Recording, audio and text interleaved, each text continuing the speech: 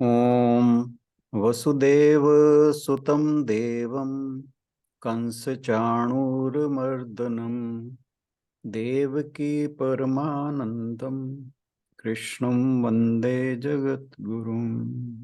सभी को बहुत बहुत प्रणाम। हम भगवत गीता जी के 9वें अध्याय पर चर्चा कर रहे हैं और कल हमने श्लोक नंबर 11 और 12 लिए थे। भगवान जी 11वें श्लोक में कहा था कि जो मूढ़ लोग हैं, अवजानन्ति माम मूढ़ा मानुषीम तनुमाश्रितम परम भाव जानन्तो। तो यहाँ जानन्तो में अजानन्तो है। मम भूत महेश्वरम, कि जो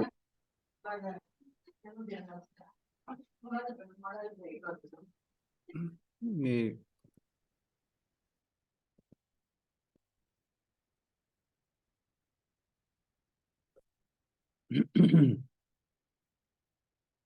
तो भगवान जी ने कहा था कि जो मुझे मानुषीम तनुमाश्रित आश्रितम, कि जो मुझे मनुष्य शरीर के आश्रित समझते हैं, यानी मनुष्य शरीर में सीमित समझते हैं, मुझ असीम को जो मनुष्य शरीर में असीमित समझते हैं। अवजानन्ति माम मूढ़ा, ये मूढ़ लोग मेरी अवज्ञा करते हैं। और परम भाव अजानन्तो मम भूत महेश्वरम, ये जो सारे भूत प्राणी हैं, इनका जो मैं अध्यक्ष हूं, मेरे परम भाव को ये लोग नहीं जानते। तो भगवान जी ने यहाँ पर ऐसे लोगों की बात की है जो उन्हें शरीर में सीमित समझते हैं। ये सोचते हैं कि जो भगवान श्री कृष्ण हैं या भगवान राम हैं या अन्य हैं, ये सब हमारे ही जैसे हैं। जैसा शरीर हमारा है वैसा ही इनका है। जबकि भगवान जी ने चौथे अध्याय में बताया था कि जो सामान्य मनुष्य हैं वो मनुष्य शरीर अपने पूर्व जन्मों के कर्म के आधार पर प्राप्त करते हैं। उन्हें जो कुछ भी जैसा भी मनुष्य शरीर मिला है, उसके पीछे उनके जो अर्जित कर्म हैं, उनके आधार पर उनको शरीर मिलता है। जबकि भगवान अपनी प्रकृति को अपने वश में कर कर अपनी इच्छा से वो शरीर, मनुष्य शरीर या मानव शरीर धारण करते हैं। किस लिए? साधुओं की रक्षा के लिए और दुष्टों के संहार के लिए। तो ये उनके अवतरित होने का एक कारण होता है।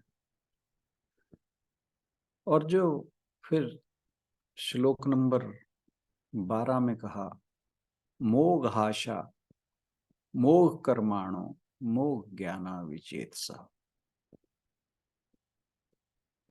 मोघ आशा, व्यर्थ की आशाएं लगा रखी हैं इन्होंने। मोघ कर्माणु, कि इनके जो कर्म हैं वो व्यर्थ जाएंगे, उनसे कुछ अच्छा फल आने की आशा नहीं। मोघ ज्ञाना, जिन के द्वारा जो ज्ञान अर्जित किया गया है वह व्यर्थ है, वह अज्ञान के समान ही है। और विचेतसः, तो विचेतसा मतलब कि जिनका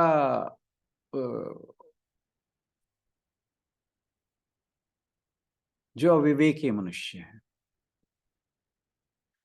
फिर कहा राक्षसीम आसुरीम चैव प्रकृतिम मोहिनीम आश्रित मोहिनीम श्रिता। राक्षसीम जो राक्षसी प्रवृत्ति के हैं, प्रकृति के हैं, आसुरी प्रकृति के हैं और मोहिनी प्रकृति के हैं। इन तीनों प्रकृतियों का, राक्षसी, आसुरी और मोहिनी, इनका आश्रय लेते हैं। जो राक्षसी प्रकृति है वो क्रोध के कारण उत्पन्न होती है, जो आसुरी है वो इच्छाओं के कारण होती है, और जो मोहिनी है वो मोह के कारण होती है। इनके बारे में हमने डिटेल में कल चर्चा की थी, तो उसका तो मैं रिपीट नहीं करूंगा।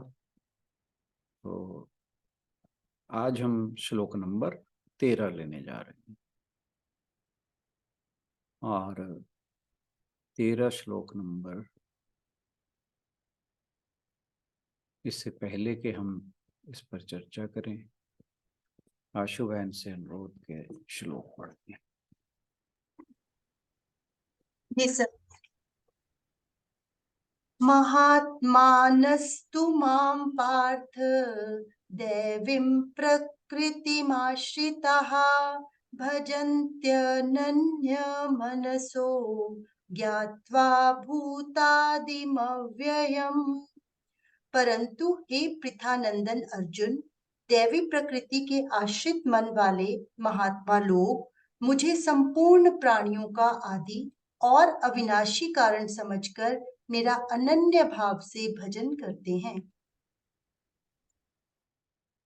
इस श्लोक में जो इससे पहले के 2 श्लोक थे, उनमें बताए गए जो भ्रमित स्वभाव हैं, उनकी तुलना दैवीय स्वभाव वालों से की गई है, दैवी प्रकृति वालों से की गई। दैवी प्रकृति पिछले श्लोक में जो भ्रामक प्रकृति बताई गई थी उसके विपरीत है, क्योंकि ये सत्व गुण से पैदा हुई है। तो पहला शब्द जो आता है इसमें महात्मानस्तु, महान आत्मा। महान महान शब्द इसलिए है कि अनेक जन्मों में जो पुण्य इकट्ठे किए हुए हैं, पुण्यों के संस्कार इकट्ठे किए हुए हैं, और जो क्षुद्र कामनाओं से अप्रभावित अंतःकरण वाले हैं, वे महात्मा हैं। ऐसे लोगों को महात्मा बताए। और जो महात्मा हैं उनका आत्मा केवल अपने शरीर तक ही सीमित नहीं, वे सभी में एक ही आत्मा को देखते हैं। वे वास्तव में महान हैं, इसीलिए उन्हें महात्मा कहा जाता है। वे मुझे सर्वोच्च दिव्य वास्तविकता के रूप में जानते हैं। तो आगे बताया गया कि कैसे जानते हैं। तो इसमें मुख्य रूप से 3 शब्द, जो 3 फ्रेज कह लीजिए, लिए गए हैं। दैवीम प्रकृतिम आश्रिता, एक तो ये है। दूसरा भजन्त्यन्य मनसो, और तीसरा ज्ञात्वा भूतादिम अव्ययम। तो ये 3 प्रकार के बातें एक महात्मा के लिए कही गई हैं, जो इनमें विशेष हैं। पहली है देवीम दैवीम प्रकृतिम आश्रिता। वे देवी संपत्ति वाले हैं। देवी प्रकृति का अर्थ है परमात्मा की प्रकृति। महात्मा कामनाओं से मुक्त हैं, उनमें ना राग है ना द्वेष है, उनमें क्रोध भी नहीं है, क्योंकि राग और द्वेष जिसमें नहीं है उसमें क्रोध स्वाभाविक रूप से नहीं होता। यही परमात्मा की प्रकृति है। जो इस प्रकृति को फॉलो करते हैं वे जो साधक हैं दैवी प्रकृति वाले कहलाते हैं। दैवी प्रकृति का अर्थ है अभय रहना, अंतःकरण को शुद्ध रखना, ज्ञान योग में व्यवस्थित होना, और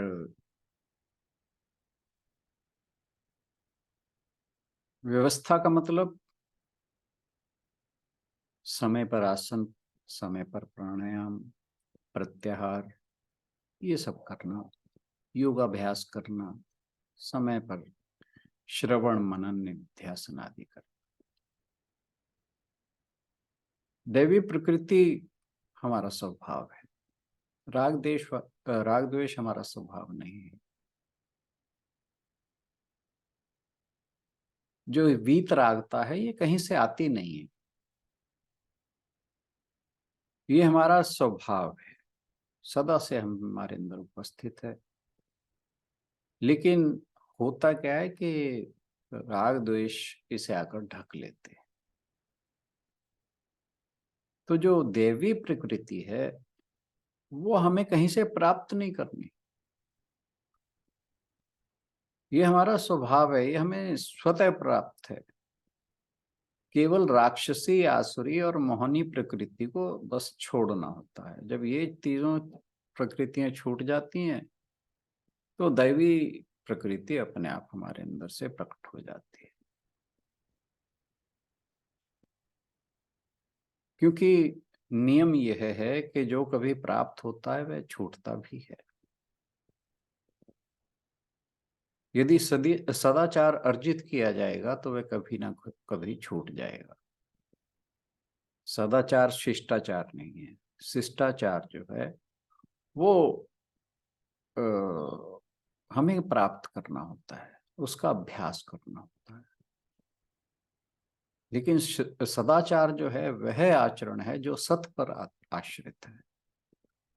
सत नित्य तत्व है, सत को उत्पन्न नहीं किया जा सकता, वह सदा से है। तो ऐसा तत्व केवल परमात्मा ही है, क्योंकि परमात्मा परमात्मा है, उस पर सब जीवात्माओं का समान रूप से अधिकार है। तो जब किसी साधक को दैवीय प्रकृति का साक्षात्कार होता है तो वह इस अभिमान से नहीं भर जाता कि वह दूसरों से बड़ा है, बल्कि इस बोध से कि उस दैवीय संपत्ति के सभी अधिकारी हैं, वह सबके प्रति आत्मीयता के भाव से भर जाता है। यह है दैवीय प्रकृति। लेकिन अगर सदाचार को अर्जित किया जाए, हालांकि इससे पहले जो बात समझाई गई है वह यह है कि सदाचार अर्जित नहीं किया जाता। यहाँ पर हम एक सपोजिशन ले रहे हैं कि मान लीजिए कि यदि सदाचार को अर्जित किया जाए तो वह भी इस अभिमान का कारण बन जाता है कि मैं श्रेष्ठ हूं तथा अन्य जो हैं वो सब निकृष्ट हैं। किंतु जो दैवी प्रकृति है वो तो हमारा स्वभाव है, तो स्वभाव का अहंकार नहीं होता। तो यहाँ यह बताने के लिए कि जो दैवी प्रकृति हमारा स्वभाव है उसमें उसके लिए ये बताया गया कि हम अगर सदाचार को अर्जित मान लें तो फिर ऐसा होगा कि दैवी जो प्रकृति है वो हमारा स्वभाव नहीं रहेगा। अब ये तो थी महात्मा की पहली विशेष बात। दूसरी है भजन्त्य नन्य मनसो। अनन्य मन से दूसरा कोई है ही नहीं परमात्मा के सिवा। करने लग गया ना। ये देखना बहन जी। ओके। तो अनन्य मन से का अर्थ है कि परमात्मा के अलावा कोई नहीं है। अद्वितीय परम ब्रह्म परमात्मा में भगवान के अलावा कोई और नहीं है। ऐसा निश्चय करके भजंती, वे मेरा भजन करते हैं, सर्वात्म रूप से भगवान का ही सेवन करते हैं। जो दैवी गुण वाले महात्मा हैं, अनन्य मन से भगवान का ही भजन करते हैं। ठीक उसी प्रकार जैसे चातक स्वाति का ही जल पान करना चाहता है, उसी प्रकार वे केवल भगवान को ही उपाय और उपेय समझकर उसकी उपासना करते हैं। उपाय और उपेय का मतलब जिस चीज के लिए साधना की जाती है और जो ध्येय है उसका, तो यानी ध्याता और ध्येय जब एक हो जाते हैं, तो ध्याता और ध्येय यहाँ पर भगवान है। जो गहरी लगन से प्रतिष्ठा, पद और पैसे को अर्जित करने में लगे हैं, वे भी कभी कभी मैत्री, करुणा आदि गुणों का अभिनय किया करते हैं। वे अपने आप को धर्मात्मा समझने की भूल करते हैं, बल्कि उन्हें अल्पात्मा कहना चाहिए, क्योंकि उनका लक्ष्य तुच्छ पदार्थ रहते हैं। भले ही उन पदार्थों की प्राप्ति के लिए वे कुछ सद्गुणों का पालन ही क्यों ना करते हैं। यह जो है प्रकृति, ये दैवी प्रकृति नहीं, क्योंकि दैवी प्रकृति का एकमात्र लक्ष्य परमात्मा प्राप्ति है। इस लक्ष्य की प्राप्ति के लिए जो प्रयत्नशील हैं, वे ही महात्मा है। एक ही परिस्थिति में मनुष्य दैवी प्रकृति का आश्रय भी ले सकता है और राक्षसी का भी। किसी ने अगर मान लीजिए हमें गाली दी, तो हम क्रोधित होकर अपने स्वभाव को विकृत भी कर सकते हैं और यह निर्णय भी ले सकते हैं कि कोई हमें कितना भला बुरा कहे, लेकिन हम अपने स्वभाव से डिगेंगे नहीं, हटेंगे नहीं, क्योंकि स्वभाव से हटने में हमारी अपनी ही हानि है, किसी दूसरे की नहीं। तो यह स्वभाव, यह दृष्टिकोण अनन्य भाव से परमात्मा का भजन करना होगा। अनन्यता का एक और अर्थ है कि हमारी दृष्टि किसी दूसरे पर ना जाए। हमारी दृष्टि अक्सर दूसरों पर टिकी रहती है। हम समझते हैं कि हमें कोई दुख हो रहा है तो ये दूसरों के कारण है। तो ये भी कि हमें हो सकता है किसी के द्वारा सुख मिल रहा हो। जो अनन्यता है, इस दृष्टिकोण से बिल्कुल विपरीत है। उसमें स्नेह बहन जी म्यूट कर लीजिए।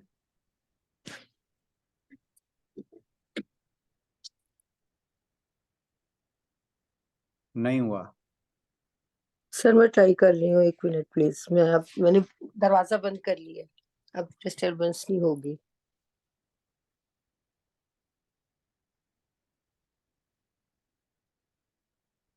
मुझे करना ही नहीं आ रहा। आशा जी आप कर दीजिए। हाँ जी।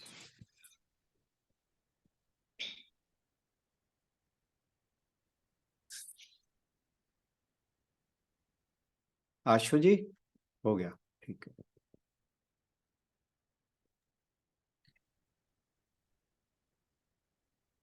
तो अनन्यता का एक और अर्थ है कि हमारी दृष्टि किसी दूसरे पर ना जाए, जबकि हमारी दृष्टि अक्सर दूसरों पर ही टिकी रहती है।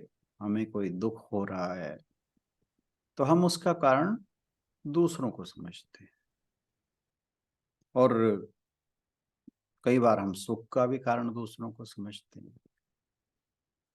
अनन्यता की जो दृष्टिकोण है वो इससे बिल्कुल उल्टा है। उसमें हमारा भाव ये रहता है कि मैं स्वयं ही अपने सुख दुख का देने वाला हूं। ईश्वर ने सुख दुख नहीं बनाए, उसने कुछ नियम जरूर बनाए हैं। उन नियमों का पालन करने से सुख होता है और उल्लंघन करने से दुख होता है।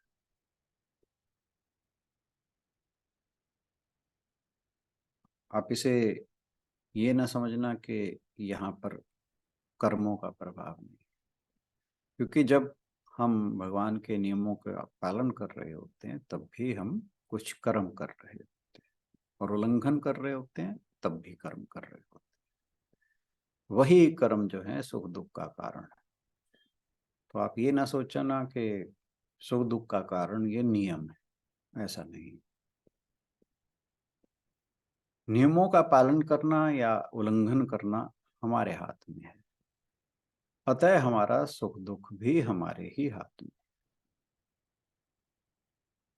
जब व्यक्ति को यह समझ आ जाती है तो वह उसको अनन्य मनस्क बना देती है, यानी उसका जो मनोस्थिति है वो अनन्य हो जाती है, वह दूसरों का मुंह नहीं ताकता।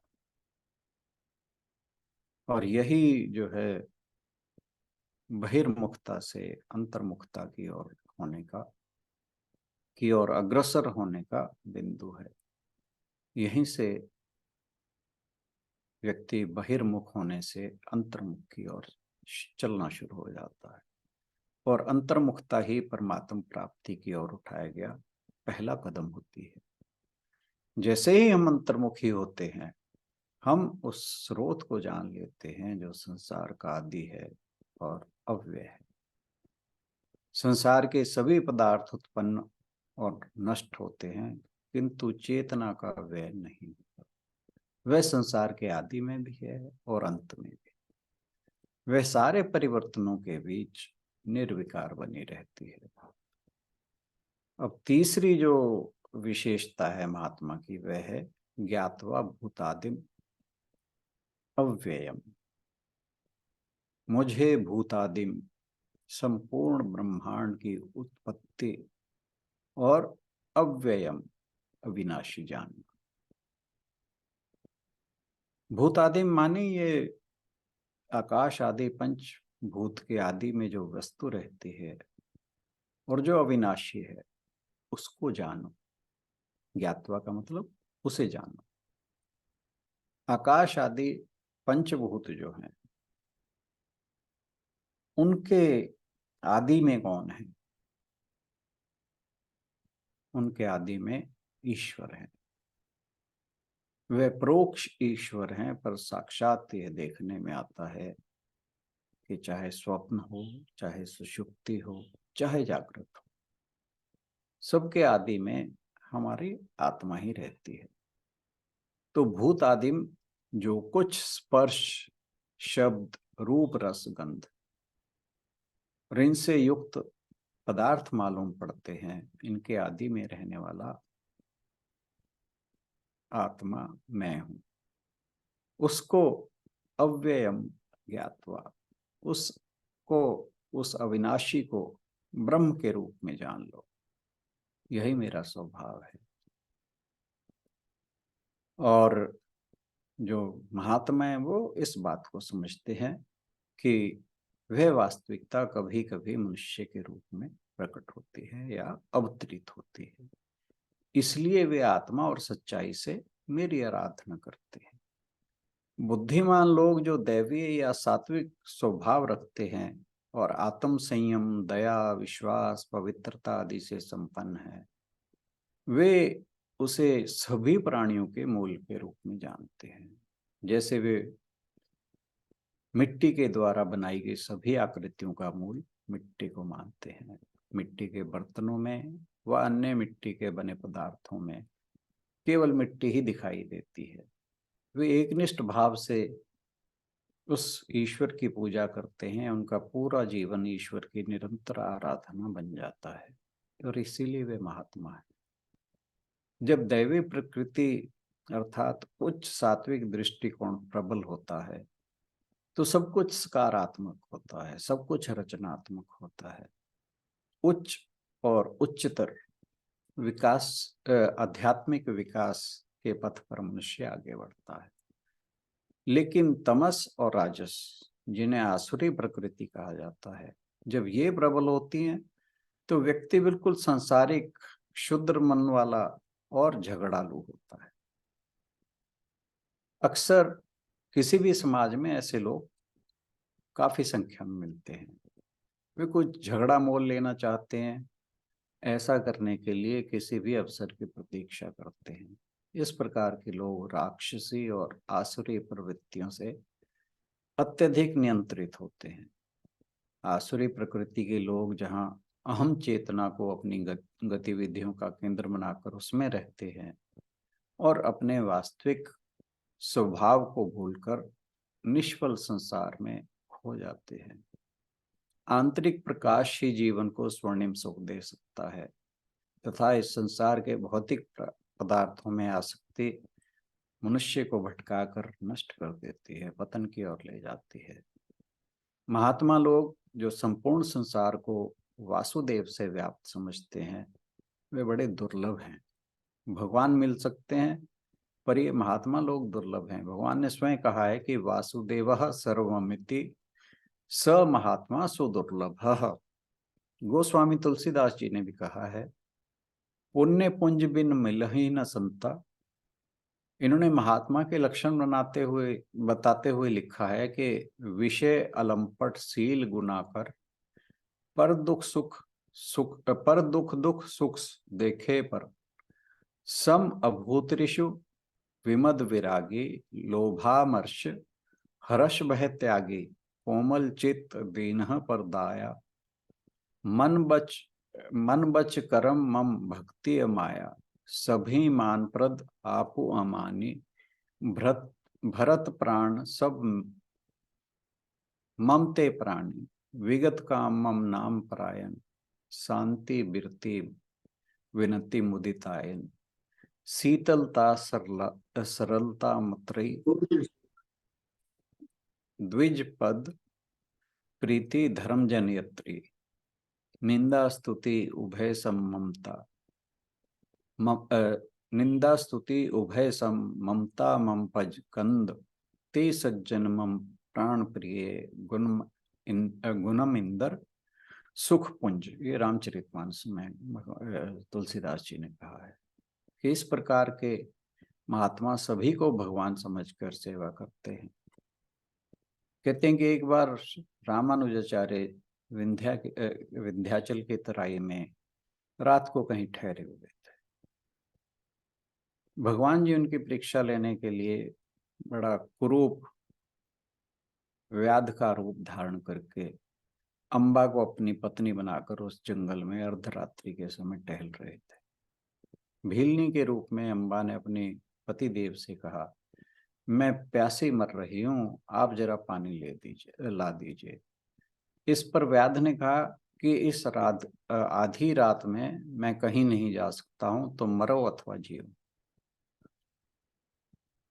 भगवान जो थे, उनका जो इन्होंने व्याध रूप धारण कर रखा था, उनकी बात सुनकर रामानुजाचार्य थे, वे एकदम से व्याध के पास आए। व्याध शिकारी को कहते हैं, जिनको नहीं पता हो। व्याध का जो रूप था, वे देखकर डरे, लेकिन वे जाकर उस अंधकार में, रात्रि के अंधकार में जाकर कुएं से पानी लाकर उन्होंने अम्बा को पिलाया। पानी पीते ही दोनों अंतर्ध्यान हो गए। महात्माओं का स्वभाव ऐसा होता है। तो ऐसे दिव्य गुण वाले महात्मा भगवान को संपूर्ण चराचर का कारण समझते हैं। वे यही समझते हैं, यतो वा इमानि भूतानि जायन्ते, जिससे संपूर्ण चराचर की उत्पत्ति होती है, वही भगवान है। स्वप्न में भी मनुष्य मात्र की कल्पना नहीं करते। काकभूषणी जी कई कल्प तक भगवान के उदर में भगवान को एक ही समान देखते हैं, उनमें किसी प्रकार का परिवर्तन है ही नहीं। वे कहते हैं, भ्रमत मोहि ब्रह्मांड अनेका, बीते मनहु कल्प सत एका, सोई शिशुपन सोई शोभा, सोई कृपाल रघुवीरा, भुवन भुवन देखत पिरो, प्रेरित मोह समीरा। अर्थात वही शिशुपन, बालपन, वही शोभा और वही कृपालु श्री रघुवीर। इस प्रकार मोहरूपी पवन की प्रेरणा से मैं भुवन भुवन में देखता फिरता था। भगवान कहते हैं कि चेतना कोई वस्तु नहीं, वह मेरा अपना स्वरूप है। स्वरूप से कभी संबंध विच्छेद नहीं होता। यद्यपि शरीर मेरा स्वरूप नहीं, लेकिन यह भाव निरंतर बना रहता है कि यह मेरा शरीर है। फिर परमात्मा तो मेरा अपना स्वरूप है, उससे संबंध विच्छेद कैसे हो सकता है? किंतु फिर भी कामनाओं के ताने बाने में फंसकर जीव इस संबंध को भूला रहता है। जो दैवी प्रकृति के लोग हैं वे इन कामनाओं से मुक्त रहते हैं, इसीलिए वे नित्य प्रति परमात्मा का स्मरण करते हैं। महान आत्माएं एकाग्र मन से उनकी आराधनाएं करती हैं, यानी ईश्वर के।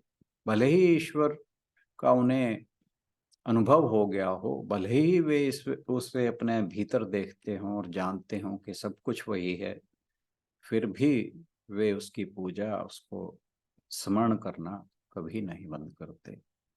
इन आत्म साक्षात्कारी आत्माओं में ईश्वर के प्रति अनन्य प्रेम होता है। उनका मन ईश्वर के अतिरिक्त अन्य किसी की ओर आकर्षित नहीं होता। वे अपने भीतर और हर जगह ईश्वर को देखते हैं, लेकिन वे ईश्वर की स्तुति और महिमा का गान बंद नहीं करते। ये आत्माएं कभी ईश्वर से अलग नहीं होती। जैसे भक्तों में उनके लिए असहनीय उत्कंठा होती है, स्वयं भगवान भी भक्तों के लिए उसी प्रकार लालायित रहते हैं। जैसे भक्त अपने अंदर भगवान को समझते हैं, वैसे भगवान भी अपने अंदर भक्तों को महसूस करते हैं। यह वह रिश्ता है, वह संबंध है जो एक आत्मज्ञानी आत्मा का भगवान के साथ होता है। धीरे धीरे भगवान अर्जुन को भक्ति का सार बता रहे हैं। महात्मा लोग किस प्रकार मुझको भजते हैं, ये अगले 2 श्लोकों में वे बताते हैं। उन पर चर्चा हम आने वाले दिनों में करेंगे। आज के लिए इतना ही। बहुत बहुत धन्यवाद। Thank you everyone.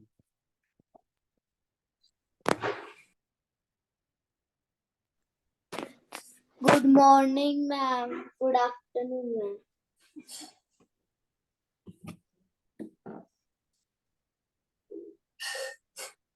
किसी का कोई बारे में कोई कमेंट हो, कोई संशय हो, अपनी बात रखना चाहते हो तो आप जरूर अपनी बात रखें। हरिओम सर, हरिओम सबको। हरिओम। अच्छा सर, मेरे को मतलब इसका मतलब ये लगाएं कि भगवान जो हैं वो प्रकृति को लेकर मतलब संसार की रचना करते हैं, यानी कि भगवान की अध्यक्षता में प्रकृति जो है वो संसार की रचना करती है, यानी कि अव्यक्त से अभिव्यक्त, है ना। और प्रकृति के 3 गुण है ना, मतलब 3 गुण माने जाते हैं ना, रज, तम और सत्व। बिल्कुल। तो जो हमने कल श्लोक किए थे, मतलब वो रज और तम से रिलेटेड हो गए, है ना। मतलब जो भगवान की ओर मुड़ने की बजाय प्रकृति में इन्वॉल्व हो जाता है, यानी कि तो वो रज और तम का शिकार है कह लो, या वो उनमें लिप्त है। और जो सत्य को समझ जाता है, जिसको हम सदाचार कहेंगे, जितने भी सत्य से जहां भी सत्य लग गया वो सारे भगवान के गुण है। तो जो मतलब तीनों में से जिसने जिसको पकड़ लिया वो वैसा वैसा हो गया, मतलब, है ना। तो जिसने इस सत्व गुण को पकड़ लिया वो भगवान की ओर चल पड़ा। बिल्कुल है तीनों गुण प्रकृति में, और 2 जो हैं वो प्रकृति के साथ बांध देते हैं उसको, यानी कि वो प्रकृति के साथ मैं और मेरे का संबंध स्थापित हो जाता है। और जो जिसकी आज आपने चर्चा की है, इसको पकड़ लेने से या इसको जीवन में इसको समझ लेने से है तो है ही। आपने जैसे बोला कि मतलब कहीं से आया नहीं है, अगर कहीं से आया होता तो फिर चला भी जाता। बिल्कुल। जो आएगा वो जाएगा, जो बना है वो नष्ट होगा। तो ये है, मतलब इट इज ऑलरेडी देयर, लेकिन जैसे मतलब वो कवर्ड कर दिया तम और रज ने उसको। तो मतलब तम और रज भी हैं, वो भी कहीं से आए नहीं है, मतलब। हाँ, बिल्कुल ठीक बात है। ये कोई है ना, एक्वायर्ड नेचर नहीं है वो। तो तीनों हैं, लेकिन तीनों में से हम किसे पकड़ते हैं वो हमारी मतलब गति या दुर्गति को निर्धारित करती है चीज। मतलब सिंपल शब्दों में इसका यही ऐसे लिया जाना चाहिए। किसी हद तक ठीक है, पर इसमें एक हम थोड़ी सी बात और ऐड कर सकते हैं कि जी महात्माओं की बात की गई है या आत्मज्ञानियों की बात की गई है, जी जी जी ये तीनों गुणों से परे हो जाते हैं। शुरुआत जो नो डाउट सत से शुरू होती है। सत इनका स्वभाव होता है, लेकिन फिर वो इनका अतिक्रमण कर जाते हैं। तो आत्मज्ञानी या ये कहिए कि जीवन मुक्त, ये वो लोग हैं जो इन तीनों गुणों का अतिक्रमण कर जाते हैं। जी क्योंकि जो परमात्मा है जिसके साथ ये आत्मज्ञानी एक में हो जाते हैं, वो तो गुणातीत है। हम तो गुणों से अतीत हो गए, ट्रांस में चले गए एक तरह से, बिल्कुल, तो है ये ना? जो हाँ। लोग हैं, ये परमात्मा के साथ एक में होने का अर्थ है कि उसके गुणों को धारण कर लेना। हालांकि वो गुणातीत है, तो ये भी गुणातीत है। लेकिन to start with they have to be सात्विक। यस। जो आध्यात्मिक पथ की ओर मुड़ता है, वो तभी मुड़ पाएगा जब वो सत्वगुण से उसके अंदर प्रबलता होगी। जब वो दोनों जो रजस और तमस है उनको गौण कर देगा और सत्व गुण को प्रधान कर देगा। प्रधान करते हैं, हाँ। ठीक। पर है ऐसे ही कि तीनों गुण प्रकृति के हैं जिसको बिल्कुल। लेकर वो रचना करती है। और सर ये भी तो होता है ना कि हम तम से होते हुए फिर रज में जाते हैं, और फिर जब वहां भी देखते हैं कि अरे इसका कोई रिजल्ट नहीं है, इसका कोई मतलब कोई आनंद नहीं है, कुछ नहीं है ये, तो फिर हम लोग उसी को विवेक का जागना भी कह सकते हैं। फिर हम बिल्कुल सत की ओर मुड़ जाते हैं। बिल्कुल। तो तम और रज में भी अगर हैं और होते हुए हमें उसकी निस्सारता का बोध कभी कभी होता है या झलक मिलती है, तो एक तरह से वो आशा है कि सत की ओर मतलब बड़ा जाने की तैयारी हो रही है ना? और सत जैसे आपने बोला कि वो पहला कदम और लंबा कदम, मतलब वो सत्य तो है ना सर, हमारी साधना के सारे अंग, हमारे अपने भी जितने भी मनुष्य के जिससे जीवात्मा के सारे अंगों में वो जब सत्य अच्छे से एस्टेब्लिश हो जाता है, फिर ही गुणातीत हुआ जा सकता गुणातीत क्या? तो, हाँ, गुणातीत होना बड़ी दुर्लभ बात है। दुर्लभ बात है, बिल्कुल हाँ, बिल्कुल। जो हाँ सात्विक होना है वो, उससे हमारी आध्यात्मिक यात्रा शुरू होती है। हाँ, शुद्धिकरण स्टार्ट हो जाता है, चित्त का Yes, शुद्धिकरण शुरू हो जाता बिल्कुल बिल्कुल है। बिल्कुल। हाँ और दूसरी एक चीज और है, ये जो गुण है ये माया के गुण हाँ जी। है ना। हम्म, परमात्मा से हमारा एकत्व तभी स्थापित हो सकता है जब हम माया को उससे हाँ, परे। माया को माया समझे, उससे मोहित ना हो। बिल्कुल। समझे कि ये भगवान की माया है। जब माया से परे चले जाएंगे हम, तभी परमात्मा से मिलन होगा। जी। हाँ, पर सत्य के रास्ते पे चल के, क्योंकि हाँ, उसका रास्ता फिर एक ही है। रास्ता तो वही है कि पहली सीढ़ी तमस से रजस, रजस से फिर सत्व, सत्य। और सत्व से फिर गुणातीत। जी मेजॉरिटी जो है, जो लोगों की मेजॉरिटी है वो रजस है। जी, एक्टिव, ओवर हाँ एक्टिव। हाँ जी, हाँ। हाँ, कुछ सत्व ना कुछ। और हाँ। ये जो तमस है, ये माइनॉरिटी में है। अच्छा। हम्म। हम्म। तो रजस में मतलब जैसे हम अपने जो सेल्फिश गोल्स को अचीव करने के यस, लिए जो हम क्रिया करते हैं, जो मोस्टली है ना? मोस्टली हम मतलब कुछ ना कुछ कर्म करते रहते हैं, कुछ ना कुछ पाने के लिए। पाने के लिए। तो वो हमारा राजसिक गुण है। तमस आप ये देखोगे कि जो बिल्कुल ही निकृष्ट हैं, ऐसे कोई बहुत ज्यादा लोग नहीं होते, नहीं होते हैं जी, बिल्कुल। और बिल्कुल ऐसे ही बहुत ज्यादा सात्विक हैं, ऐसे नहीं होते। ऐसे भी नहीं होते हैं। तो जो जनरल पब्लिक है उसके लिए सात्विक होना ज्यादा मुश्किल नहीं है। क्योंकि वो रजस तम से तो ऊपर ही है ना, और हाँ रज जी, में हाँ जी, जब वो करके, जब अब क्रिया करने के बाद हमें लगेगा कि इनके फल हमें वो आनंद नहीं दे रहे हैं, ये छूट बस जाने बस वाला बस बस आनंद है, बस बस फिर बस। वो तमस सत्य की ओर कदम अपने आप बढ़ेंगे, वही सत्य की अनुभूति है। कर्म तो सात्विक आदमी भी करता है, पर उसका भाव बदल जाता है। बस बस बस, उसका भाव बदल गया, भाव में वो संबंध स्थापित करता है परमात्मा के साथ कि मेरा है परमात्मा मेरा, मैं उसका, और वो छूटता नहीं है। एग्जैक्ट। काम जो है, काम छूट जाता है। जो भी काम हम करते हैं उसको, उसने एंड होना ही होना है। तो जब काम की भावना है तो वो छूटेगा ही छूटेगा, कभी ना कभी। एक काम खत्म हुआ, दूसरा शुरू हो गया। पर जब ये हो गया कि सब परमात्मा का है, वो मेरा है, मैं उसका हूँ, तो जितने भी काम हो रहे हैं फिर वो एक ऑटोमेटिकल, वो एक प्रोसेस है, उससे जुड़ते नहीं है। फिर हम इसको ऐसे मतलब लिया जा सकता है। बिल्कुल। Thank you. Thank you. बात करके खुद को भी और बहुत क्लैरिटी हो जाती है। यस यस यस, चर्चा का यही दिमाग पे अभी अपरिपक्वता होती है, तो जब वो थोड़ा थोड़ा परिपक्व होने लगता है तो फिर वो शब्द अपने आप उजागर होने लगते हैं अपने मन में, जो समझ आते हैं। मतलब जब हम उनको शेयर करते हैं तो हम सबकी ही यही समस्या होती है। तो जब वो ऐसा लगता है जैसे आपकी बात मैंने कर दी, मेरी बात आपने कर दी, ये बात हो जाती है। बात तो सांझी है सबकी। सांझी, बिल्कुल। कुसुम जी, एक बात मैं जरूर कहूंगा। हाँ जी। जब तक आप बोलोगे नहीं ना, तब तक आपको क्लैरिटी नहीं आएगी। बात ठीक है।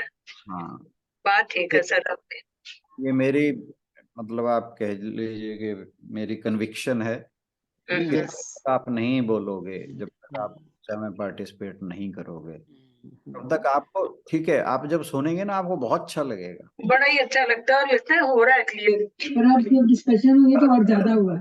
पर एक्चुअल क्लैरिटी आपको तब आएगी जब इसके बारे में आप चर्चा करें। जरूरी नहीं है यही करनी है, अपने परिवार में कर सकते हैं, किसी और से कर सकते हैं। आप करेंगे तो ये है कि हम सब लोग ऐसे हैं कि जो सीख रहे हैं, बिल्कुल, है ना। तो चर्चा करना बहुत जरूरी है, चाहे कहीं भी करो उसके बारे में। जो कुछ भी आपको सुना है, जो श्रवण किया है, मनन किया है, उसके बारे में चर्चा जरूर करो। चर्चा करने से एक तो ये कि हमारे सबकॉन्शियस माइंड में चली जाती हैं वो चीज, बिल्कुल, है ना। और जब सबकॉन्शियस माइंड में जाती हैं, फिर क्या होता है कि कहीं भी हम गलत कर रहे होते हैं ना, वो याद आता है, और वही ये है कि हमें जो गलत काम है उनसे बचाता है। बिल्कुल ठीक है सर। और शुद्धिकरण होगा तभी आध्यात्मिक। हाँ जी, हाँ जी, आगे तो हम तभी बढ़ेंगे जब हम सिर्फ सुनने तक ही सीमित न रहें, उसको अपने जीवन में अपनाएंगे। तो धीरे धीरे अपनाएं, जो जो जैसे जैसे हमें आराम से एक कंफर्टेबल पोजीशन में रह के जो जो चीजें हम अपने अंदर ला सकते हैं, दूसरों को हर्ट किए बिना, दूसरों की जो कंफर्टनेस है उसको छेड़े बिना, मैं परिवार की बात कर रहा हूँ। तो जो जो चीजें हम कर सकते हैं उनको चेंज करने का प्रयास करना चाहिए। और ये है कि जब हम ऐसा प्रयास करते हैं ना, तो उसका हमारे परिवार पर भी असर होता है, और फिर होता क्या है कि आपके लिए परिवार में जो बाधाएं हैं वो कम हो जाती हैं। बिल्कुल ठीक है सर, बिल्कुल ठीक कह रहे हो। क्योंकि हमें प्रैक्टिकल होना बहुत जरूरी है। जब तक हम जो सीखा है उसे प्रैक्टिस में नहीं लाएंगे, तब तक बड़ी मुश्किल है आगे बढ़ना। सर, जो ज्ञान विज्ञान की बात हुई है, ज्ञान का मतलब है जो मालूम तो हो गया, विज्ञान है उसको अपने अनुभव में लेना। अनुभव में ले आए, और अनुभव में लेना मतलब उसको प्रैक्टिकली उसको मतलब, है ना, अडॉप्ट करना। तो वो ज्ञान के बिना फिर विज्ञान अधूरा है, और विज्ञान के बिना फिर ज्ञान अधूरा है। विज्ञान के बाद बगैर ये कि ये आध्यात्मिकता अधूरी है। मतलब वो ज्ञान, आध्यात्मिकता का ज्ञान है, मालूम है, लेकिन अगर हम उसको नहीं मतलब प्रैक्टिकली नहीं करेंगे तो फिर वो अधूरा, मतलब वो हमारे लिए यूजलेस है। फिर वो इट्स लाइक मतलब आपके हाथ में रेलवे टाइम टेबल है, पर आपको सारे याद हैं, ये ट्रेन यहाँ से यहाँ जाती है, वहां से वहां जाती है, पर आप कहीं नहीं जा रहे हो, पकड़ ही नहीं रहे ट्रेन में, टाइम टेबल लेके बैठे और ये बता रहे हो कि मेरे को आता है सब, है ना। तो वो इट्स लाइक दैट। तो उसके लिए ट्रेन तो पकड़नी पड़ेगी और उसके लिए उठना पड़ेगा। वेदांत में निकलना। तीन चीजें बताई गई हैं। हाँ जी सर। मैं क्या वेदांत में इसलिए 3 चीजें बताई गई हैं, श्रवण, मनन, निधिध्यासन। निधिध्यासन, निधिध्यासन is implementation of yes, the implementation. Otherwise, it is of no use. It is of no use. बिल्कुल। चलें चलिए, जी, आज बहुत अच्छा रहा। Thank you. ये सभी की ओर से राणा सर का बहुत बहुत धन्यवाद। कल मिलते हैं अगले श्लोक के साथ। Thank you everyone. हम समापन कर लें पहले। हाँ जी सर। ओम पूर्णमदः पूर्णमिदं पूर्णात् पूर्णमुदच्यते पूर्णस्य पूर्णमादाय पूर्णमेवावशिष्यते। ओम शांतिः शांतिः शांतिः। हरि ओम। सभी को बहुत बहुत प्रणाम और आज के सत्संग में जुड़ने के लिए थैंक यू एवरीवन। सभी की ओर से राणा सर का भी बहुत बहुत धन्यवाद। कल मिलते हैं अगले श्लोक के साथ।